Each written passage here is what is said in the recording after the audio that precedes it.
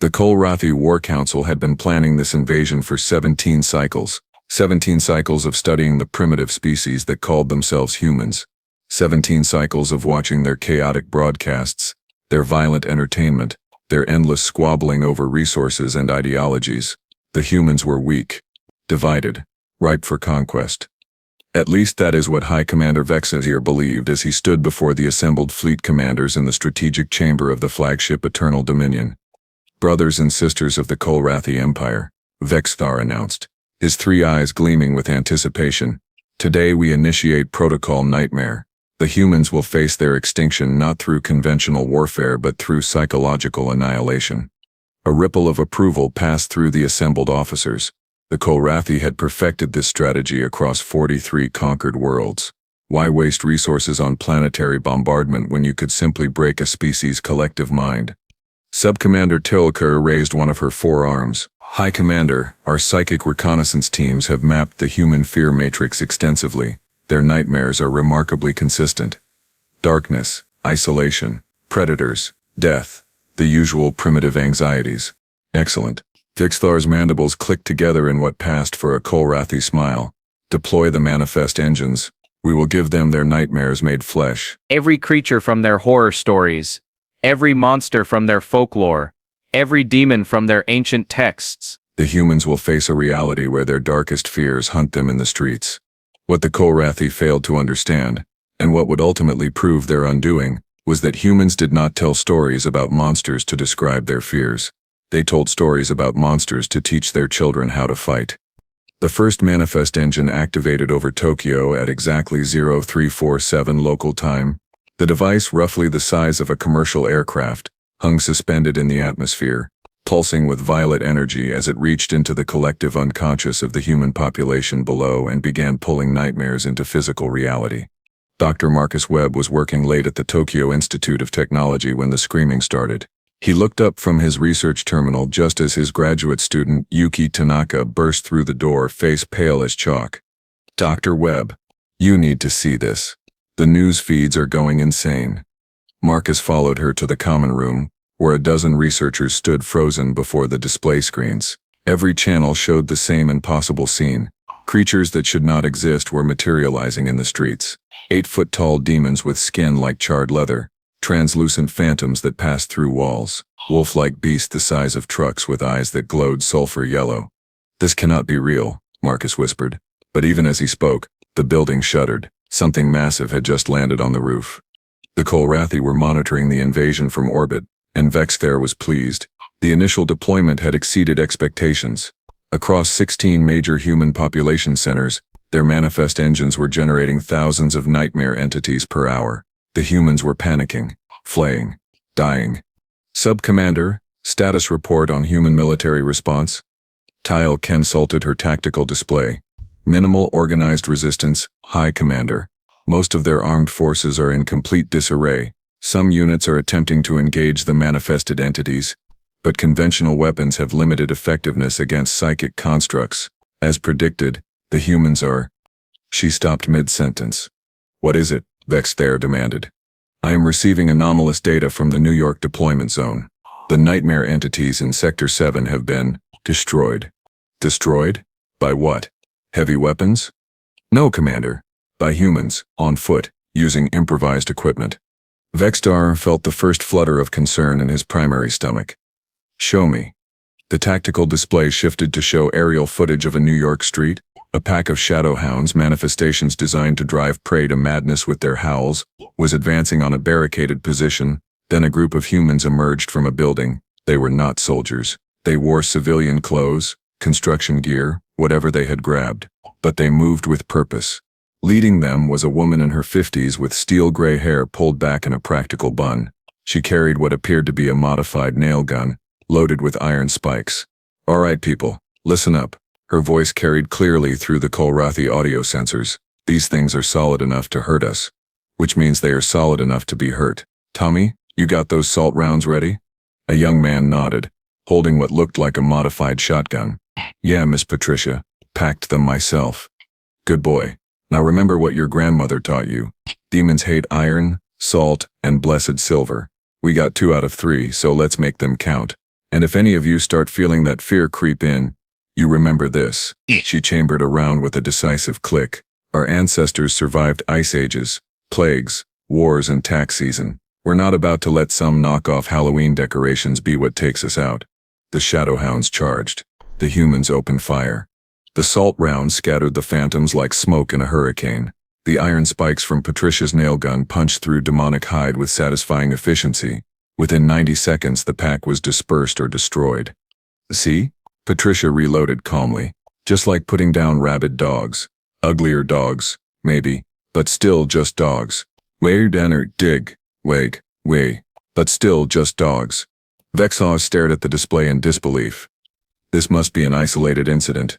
One group with specialized knowledge. It cannot be representative.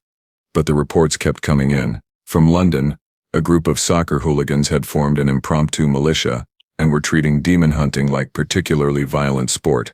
From Mumbai, an elderly priest had organized the neighborhood into defensive teams armed with blessed cricket bats. From Sao Paulo, a street gang had declared the nightmare entities unwelcome on their territory and was defending their blocks with ruthless efficiency. In Moscow, the response was particularly direct. A massive ice demon, summoned from humanity's primal fear of freezing to death, had manifested in Red Square. It stood 20 feet tall, its breath turning the air to frost, its roar promising slow death in the cold. The Russian response team arrived in an armored truck. They took one look at the creature, then they took out a flamethrower. In Russia, the team leader declared as they reduced the ice demon to a puddle, "Winter freezes you. We do not freeze for winter." The thing about nightmares, the Kolrathi were learning too late, is that they only have power if you run from them. Humans had spent 10,000 years of recorded history, not running.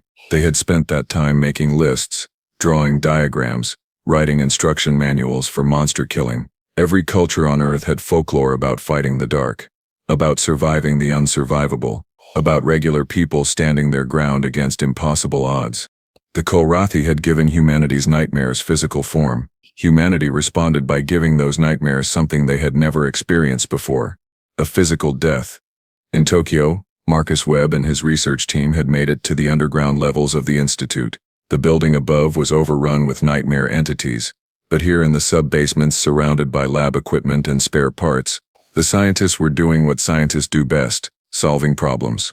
Okay, Marcus addressed the group of 30 researchers, students, and administrative staff who had taken shelter with him. Let's approach this logically. These entities are being generated by some kind of external technology.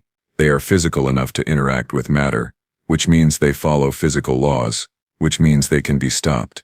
A mechanical engineering student named David raised his hand. Dr. Webb, I have been reviewing the footage from street level. The entities seem vulnerable to specific materials. Iron, salt, silver.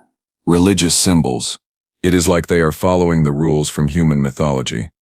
Of course they are, Marcus said, understanding flooding through him. They are pulled from our collective unconscious. They are not real demons or monsters. They are our cultural idea of what demons and monsters should be, which means they have the weaknesses our stories gave them. Yuki's eyes widened. So if we believe they can be killed in certain ways, they can actually be killed in those ways. Exactly. These things are psychological constructs given physical form, and humanity has spent millennia writing instruction manuals for dealing with them. We just need to follow our own instructions. Within an hour, the Tokyo Institute of Technology had been converted into a monster fighting workshop. Engineers built pneumatic stake launchers. Chemists mixed holy water with hydrochloric acid for extra effect. Physicists calculated optimal firing angles for salt-based projectile weapons. Nobody questioned whether their improvised anti-demon technology would work. They simply built it, tested it, and deployed it. Because humans, Marcus reflected as he test-fired a crucifix-shaped taser, do not actually believe in giving up. Not really. Give a human an impossible problem, and they will either solve it or die trying, often both. Above ground, the first counteroffensive was beginning. Vex there watched his perfect invasion crumble with mounting horror.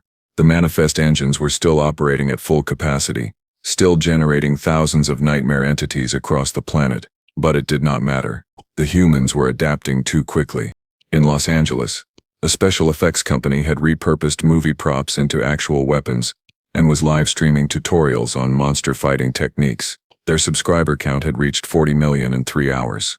In Cairo, university students had organized a mobile response unit using ancient texts from the Egyptian Museum as reference guides for combating supernatural threats.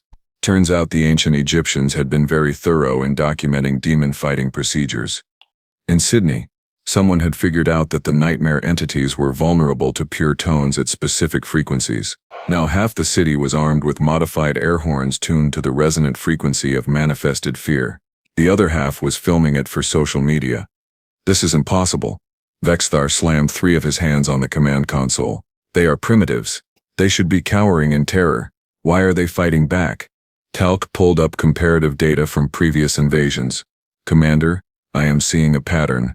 On every world we have conquered, the dominant species responded to protocol nightmare with flight, surrender, or societal collapse. But humans are different. Their stress response is not exclusively flight-based. A significant percentage of their population defaults to fight response when threatened. We accounted for that. That is why we deployed overwhelming numbers of nightmare constructs. Yes, Commander, but we did not account for the fact that humans have cultural memory of fighting overwhelming numbers of nightmare constructs. They have stories about it. Thousands of years of stories. And in those stories, the humans win. On the main display, footage from Mexico City showed a grandmother fighting off a manifested vampire with nothing but a rosary, a kitchen knife, and sheer stubborn refusal to die in her own home. She won. They are not just fighting, Tylka continued, her voice hollow with realization. They are enjoying it. Look at their chemical readings. Adrenaline, endorphins. They are getting a biochemical reward from combat with the entities. Commander, I do not think we unleashed their nightmares. I think we gave them permission to use their own. Vexel finally understood. The Kolrathi had made a fundamental miscalculation. They had assumed that because humans had nightmares they feared them. But humans did not tell stories about monsters to express fear. They told stories about monsters to practice killing them. Every fairy tale, every legend, every horror movie was a training simulation, a lesson plan for when the impossible became real. And now the impossible was real, and humanity had generations of lesson plans to fall back on. The first manifest engine fell at 0823 Tokyo time, a coordinated strike by the makeshift Tokyo Tech Defense Force, armed with their improvised weapons and protected by sheer bloody-minded determination, managed to breach the engine's defensive perimeter and plant an explosive device in its core. The violet glow winked out. The nightmare entities in a 50-mile radius began to fade like mist in sunlight. Within 6 hours, 3 more engines were down. Human military forces recovering from their initial shock were beginning to coordinate with civilian resistance groups. Someone in Geneva had the brilliant idea of sharing tactical data globally. Within minutes, every city on Earth had access to real-time information about which weapons worked best against which types of entities. The Internet, that chaotic mess of human communication that the Kolrathi had dismissed as primitive, became a planet-wide coordination system for monster hunting. Forums shared tips. Videos demonstrated techniques. Memes mocked the invaders. Humanity was treating an existential threat like a particularly challenging video game, and they were speedrunning it. In an underground parking garage in Detroit, a mechanic named Frank Morrison was explaining the situation to his crew while they modified a school bus into an armored demon hunting vehicle. See, the thing these alien idiots did not understand, Frank said, welding a snowplow blade to the front of the bus, is that humans are persistence predators. You know what that means? His apprentice, a 19-year-old named Marcus, shook his head. Means we evolved to chase things until they die from exhaustion. Means we do not quit, ever. These nightmare things. They are scary, sure, but scary just makes us angry, and angry humans are the most dangerous thing in any universe. Frank stepped back to admire their work. The school bus was now an apocalypse-ready fortress on wheels, bristling with improvised weapons and painted with various religious symbols for good measure. Now let's go show these manifestations what Detroit tough really means. By nightfall of the first day, the Kolrathi invasion was in full retreat. The 16 manifest engines deployed. 11 had been destroyed or disabled. The remaining 5 were being hunted by coordinated human forces who were getting better at this by the hour. The nightmare entities, once terrifying, were now being categorized, named, and systematically exterminated by an increasingly confident human population. Vexar made the decision to withdraw. The Eternal Dominion and its escort fleet began preparations to leave Earth's orbit. But as they were powering up their faster-than-light drives, something strange appeared on the sensors. Ships were launching from Earth's surface. Dozens of them. Hundreds. Improvised craft cobbled together from existing aerospace technology, modified with captured Kolrathi equipment, held together with hope and high-grade adhesive. "Commander," Talca's voice was barely a whisper. "The humans are pursuing us." "That is absurd. They do not have combat spacecraft. They barely have a space program." "They did not have one 12 hours ago, Commander. They appear to have built one." On the command display, Vexar could see the human fleet accelerating toward them. The craft were ridiculous. Ungainly. Some looked like they might fall apart if you looked at them wrong, but they were armed. And more importantly, they were crewed by a species that had just spent 24 hours learning that their nightmares could be killed with sufficient firepower and creative problem-solving. The humans were not satisfied with surviving the invasion. They wanted payback. And that Vexar realized with creeping dread was the most terrifying thing of all. The Kolrathi fleet was not prepared for a counterattack. In 43 previous invasions using Protocol Nightmare, not a single species had mounted organized resistance within the first week, let alone launched a pursuit into orbit within 24 hours. But then again, none of those species had been human. Commander Vexar watched the approaching swarm of improvised spacecraft with all three of his eyes wide in disbelief. The human vessels defied every principle of military engineering he had ever studied. They were asymmetrical, unpredictable. Some appeared to be constructed from commercial satellites hastily retrofitted with weapons. Others looked like atmospheric shuttles that had no business being in deep space. One particularly alarming craft seemed to be 3 separate vehicles welded together with what sensors identified as construction-grade steel beams. Sub-Commander Tyler Kerr, Tactical Assessment. Tyler's primary appendages trembled as she processed the data. "Commander, I cannot provide a coherent assessment. The human fleet operates with no standardized formation, no unified command structure, and no apparent concern for their own survival odds. Approximately 40% of those vessels should not be spaceworthy, according to basic physics. Yet they are maintaining pursuit velocity and arming weapon systems." "What weapon systems?" "They are a pre-contact civilization. They should not have anything capable of threatening our shields." "Commander, they are using our own manifest engine technology against us."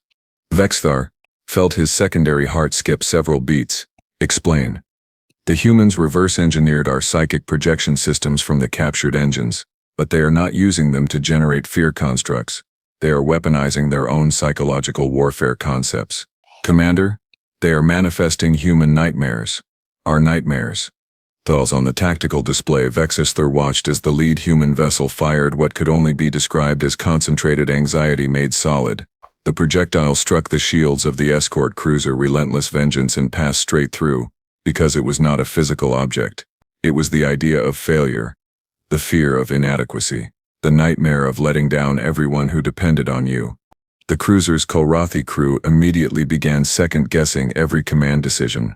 Frozen by sudden overwhelming self-doubt, the ship drifted out of formation, shields flickering, weapons offline. "By the void," Vexar whispered. "They turned our own weapon against us." A communication channel crackled to life. The transmission was crude, barely compatible with Kolrathi systems, but the message came through clearly in heavily accented but understandable Galactic standard. "Attention Kolrathi fleet.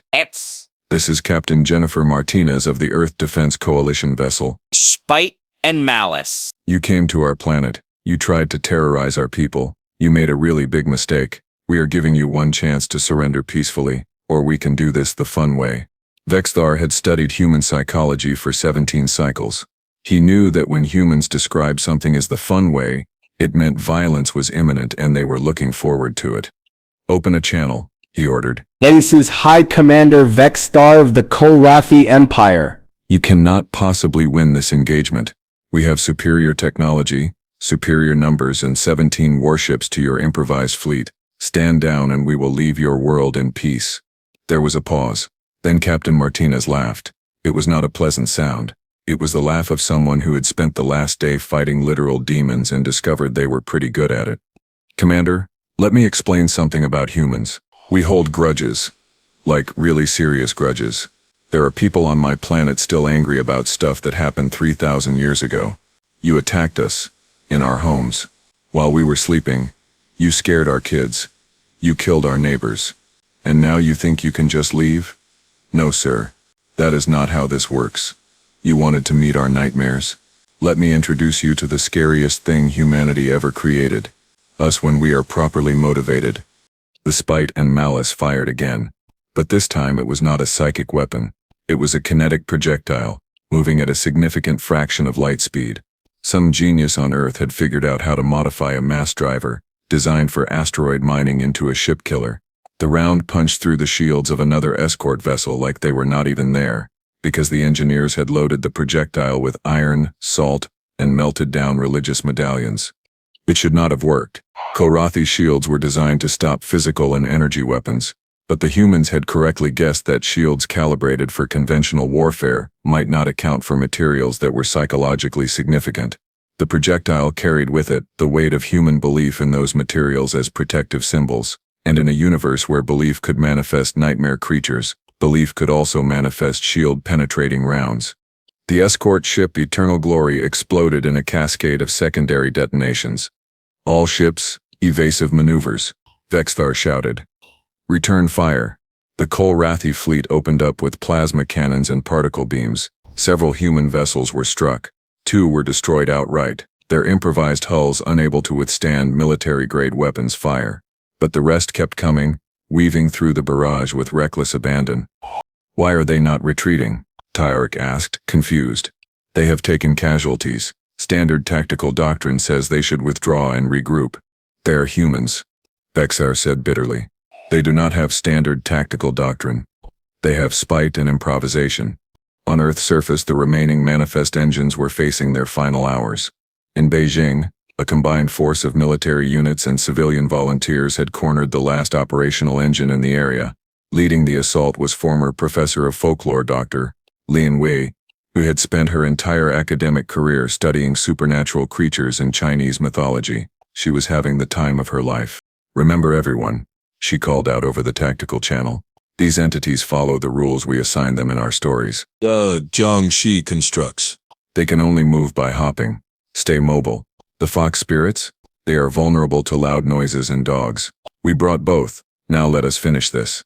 The assault team moved in with precision born from 20 hours of continuous combat experience. Soldiers laid down covering fire while civilians with jury-rigged supernatural weapons dealt with the manifested creatures. A retired schoolteacher dispatched a nightmare tiger with a spear blessed by 3 different religious leaders, because when facing impossible monsters, it paid to be thorough. The manifest engine fell 45 minutes later, its structural supports cut through by angle grinders and blessed by every available faith leader in the city. As it collapsed, the remaining nightmare entities dissolved like sugar in rain. Dr. Lin surveyed the wreckage with satisfaction. 5 down, 11 to go. Who wants to road trip to Shanghai? Every hand went up. In orbit, the space battle was going poorly for the Kolrathi. The humans fought with no regard for conventional tactics or their own safety. They used their smaller vessels as shields for larger ones. They rammed Kolrathi ships when they ran out of ammunition. One particularly deranged crew had loaded their cargo bay with welding equipment and were attempting to board an enemy vessel by cutting through the hull. Commander, we cannot maintain this engagement, Talik reported. The humans are not fighting to win. They are fighting to hurt us as badly as possible before they die. We have lost 6 ships. The fleet is taking damage faster than shields can regenerate. We need to jump to faster than light speeds immediately. Agreed. All ships, prepare for emergency jump. Target coordinates, anywhere but here. But as the Eternal Dominion began spooling up its faster-than-light drive, alarms shrieked across every console. Something was wrong with the jump calculations. The navigation computer was showing impossible readings. Space itself seemed to be fluctuating around them. What is happening? Vexthar demanded. A junior sensor officer looked up from his station, his face the color of spoiled milk. Commander, the humans have deployed another modified manifest engine, but they are not generating fear constructs. They are generating uncertainty. Specifically, uncertainty about whether our faster-than-light drives will work correctly. The engine is manifesting the possibility of catastrophic navigation failure. That is insane. You cannot weaponize uncertainty about technology. Commander, with respect, everything about this engagement has been insane. The humans have been making the impossible work through sheer determination for the last 27 hours. Why should this be different? Vexthar had no answer. The humans had somehow figured out how to manifest not just creatures but concepts. They were not just fighting with weapons. They were fighting with doubt, spite, and the fundamental human conviction that if something annoyed them enough, it could be killed. Captain Martinez's voice crackled over the communication channel again. Having problems with your faster-than-light drive, Commander? Yeah, that happens when humans get creative. See, we figured out that your manifest engine technology works on belief. You believed you could make our nightmares real. So you could. Well, we believe your fancy space drives might just explode if you try to use them right now. And given how this whole invasion has gone for you, are you really willing to bet your fleet that we are wrong? Vexthar stared at the error-filled navigation display. The rational part of his mind knew that human belief should not be able to affect Kolrathi technology. But the rational part of his mind had stopped being useful about 6 hours ago when humans in modified crop dusters had started shooting down his atmospheric patrol craft with improvised rockets. They are bluffing, he said, trying to convince himself. They must be. Are they, though? Tylkar asked quietly. Commander, in the last day we have watched humans survive an apocalypse scenario that destroyed 43 other civilizations. They have killed thousands of manifested nightmare entities. They built a space fleet from scratch in less than a day. They weaponized our own technology against us. And now they are in orbit, fighting warships with welded-together garbage scows. And they are winning. At what point do we stop assuming they are bluffing? Another human vessel rammed into a Kolrathi frigate, the impact causing both ships to spiral out of control. But as the human craft broke apart, its crew ejected in escape pods, and every single one of them was giving the Kolrathi fleet a very specific human hand gesture that their cultural database identified as extremely offensive. The humans were losing ships and people, and they were still mocking their enemies. Perhaps, Vexthar said slowly, we should discuss terms of surrender. The silence on the bridge was deafening. In 3,000 years of Kolrathi military history, no commander had ever spoken those words while still having functional ships under their command. Sir? Tyler asked. Look at them. Vexthar gestured to the tactical display showing the human fleet. Look at what they are doing. They know they cannot destroy us all. They know most of them will die if this continues. But they do not care. They care about hurting us. About making us regret coming to their world. Sub-Commander, what happens if we do manage to jump away? We retreat, regroup, and return with a larger force? No, we retreat, and they follow. Humans are persistence predators. Remember, you studied their biology. Once they decide something is prey, they do not stop chasing it. Ever. If we run, they will pursue us. They will steal our technology. They will learn our location. And eventually, they will bring this insanity to our homeworld. Do you want to explain to the High Council how we accidentally taught a species of creative, spiteful, nearly unkillable warriors where to find our families? Tyrk's silence was answer enough. Open a channel to Captain Martinez. Full surrender. No conditions.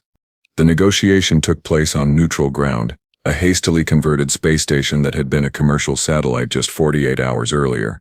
Humans being humans, they had already installed a coffee maker and what they called a break room. Captain Martinez was a short woman with dark hair going gray at the temples and eyes that had seen too much in too little time. She accepted Vexthar's surrender with a handshake that nearly broke his primary manipulator. Human grip strength was terrifying. All right, Commander, here is how this is going to work, she said, pouring herself coffee from a machine that looked like it had been assembled from spare parts and hope. Your fleet is going to stay in orbit under guard. You are going to provide us with detailed technical specifications for all your technology. You are going to share your star charts, your contact lists, everything. In exchange, we will not blow up your ships or hunt you across the galaxy. Those terms are acceptable, Vexthar said. May I ask what you intend to do with the information? So Martinez smiled, and it was not a reassuring expression. Commander, you and your people just taught humanity something very important. We are not alone in the universe. And you taught us the second thing.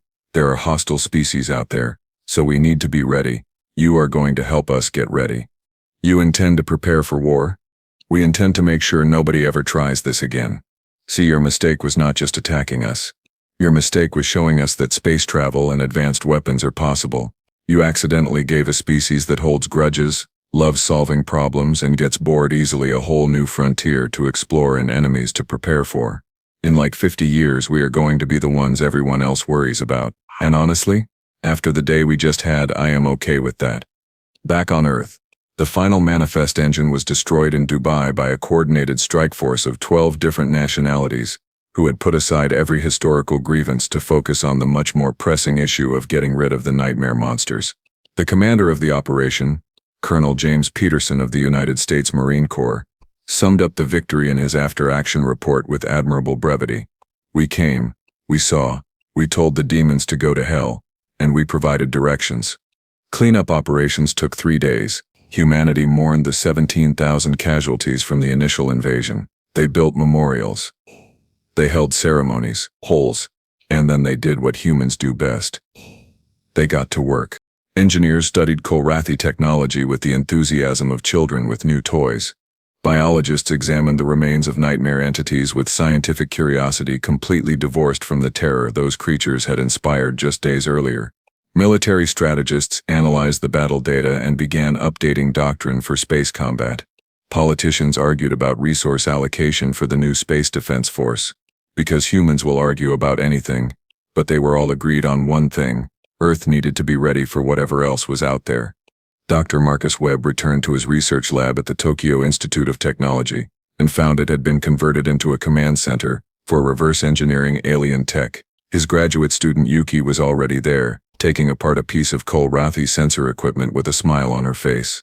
Diamjar, Dr. Webb, look at this. The computational architecture is completely different from ours, but I think I understand the principles. We can replicate this with existing materials. We could have functioning copies within a month. Marcus looked around at his team of scientists and engineers, all working with manic energy on projects that would have been considered impossible science fiction just a week ago. Yuki, do you realize what has happened? We just survived first contact. Not just survived, we won. Yes, sir. And now we get to study the prizes.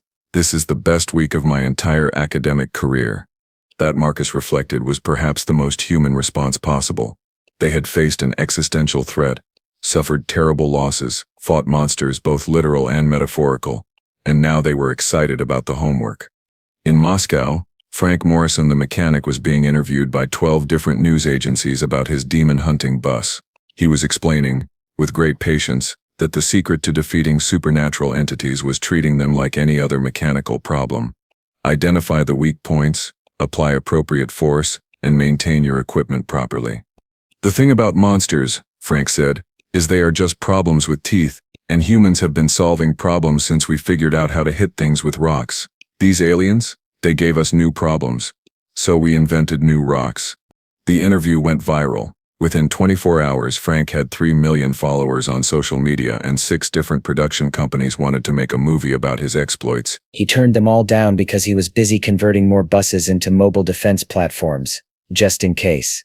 On the Eternal Dominion, now under guard by an assortment of human spacecraft that looked like they had been designed by committee while drunk, Vexter was writing his final report to the Kolrathi High Council. It was not going well.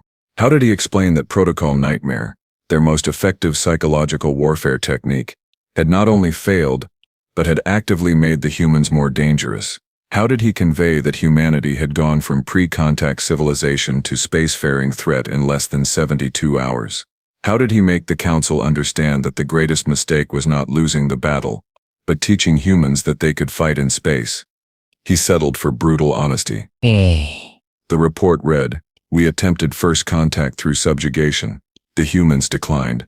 They then demonstrated capabilities including rapid technological adaptation, creative weapon development, complete disregard for personal safety when motivated, and an alarming tendency to pursue enemies beyond any logical stopping point. Recommendation: avoid human space at all costs. Secondary recommendation: do not make them angry. Tertiary recommendation: if you ignored the previous recommendations, and they are now chasing you, surrender immediately.